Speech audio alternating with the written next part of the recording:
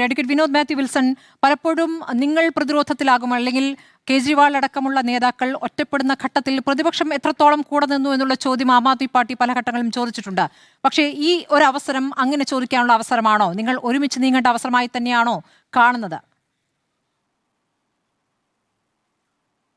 ഞങ്ങൾ ഇത്തരം വിഷയങ്ങളിലൊക്കെ ആം ആദ്മി പാർട്ടിയുടെ നിലപാട് എനിക്കൊരു വലിയ സന്തോഷമുണ്ട്. ഈ വിഷയത്തിൽ എല്ലാവരും ഒരുമിച്ച് നിൽക്കുന്നു എന്ന് പറയുന്നത് തന്നെ വലിയ സന്തോഷം. പക്ഷേ ഒരിക്കലും ആം ആദ്മി പാർട്ടി പൊതുവിഷയങ്ങളെടുത്ത നിലപാടുകൾ വളരെ ഭംഗിയുള്ള നിലപാടാണ്. ഞാൻ ഓർത്തു പോവുകയാണ്, വോട്ട് ചോരിയുമായി ബന്ധപ്പെട്ട് രാഹുൽ ഗാന്ധി കർണാടകത്തിൽ വന്ന് ഒരു വിഷയം സംസാരിച്ച് പ്രസ് മീറ്റ് നടത്തി രാജ്യത്തെ മുഴുവൻ ശ്രദ്ധയാകർഷിച്ചപ്പോൾ ആ വിഷയത്തിൽ ആദ്യം ഐക്യദാർഢ്യം കൊടുത്ത ഇന്ത്യയിലെ നേതാവ് സഞ്ജയ് സിംഗ് ആണ്. അത് മാധ്യമങ്ങൾ വന്നാണ്. സഞ്ജയ് സിംഗ് ആണ് ആദ്യം പറഞ്ഞത്.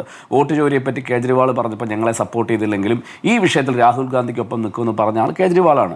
കാരണം ആം ആദ്മി പാർട്ടി എന്ന് മാത്രമല്ല, ഇന്ത്യയിലെ ഈ ജനാധിപത്യത്തിൽ വിശ്വസിക്കുന്ന ഏതൊരു പൗരനും ഏതൊരു പാർട്ടിയും ഇത്തരം വിഷയങ്ങളിൽ ഒരുമിച്ച് നിൽക്കണം. പിന്നെ എനിക്ക് ചെറിയൊരു ആശങ്കയുണ്ട്, അത് ഞാൻ പറഞ്ഞു പൊക്കോട്ടെ. ഇത്രയേ ഉള്ളൂ.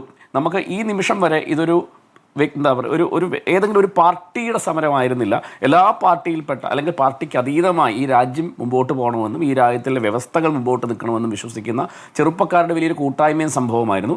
അതിനെ പ്രതിപക്ഷത്തിൻ്റെ കക്ഷികൾ പുറത്തു നിന്ന് സപ്പോർട്ട് ചെയ്യും, അവരുടെ വേദികൾ സന്ദർശിക്കുകയും ചെയ്തു. പക്ഷേ ഇത് കേവലമായ ഏതെങ്കിലും ഒരു സങ്കുചിത മനോഭാവത്തിലൊരു രാഷ്ട്രീയ പ്രസ്ഥാനം അങ്ങനെ ഏതെങ്കിലും തരത്തിൽ ഏറ്റെടുത്ത് ഈ സമരത്തെ നശിപ്പിച്ച് കളയുമോ എന്നൊരു ആശങ്ക കൂടി എനിക്കുണ്ട്. അങ്ങനെ ഉണ്ടാവാതിരിക്കട്ടെ. കാരണം ഇത് ജനാധിപത്യത്തെ, ഇന്ത്യൻ ജനാധിപത്യം സംരക്ഷിക്കാൻ വേണ്ടിയുള്ളതാണ്. പ്രത്യേകിച്ച് ഇവിടെ പലരും സൂചിപ്പിച്ചു, ഞാനത് ആവർത്തിച്ച്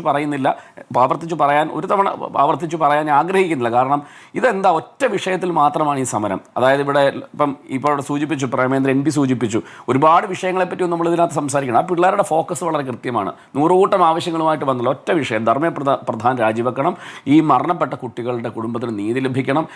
ഇന്നൊരു പിതാവ് പൊട്ടിക്കരഞ്ഞുകൊണ്ട് പറയുകയാണ്, എൻ്റെ മകൻ, ഞാൻ ലോൺ എടുത്ത് പഠിപ്പിച്ച മകൻ ആത്മഹത്യ ചെയ്തു, അവൻ്റെ ഫോട്ടോയാണ് ആ സമരപ്പന്തലിരിക്കുന്നത്, അവനെയാണ് വേദിയിലേക്ക്.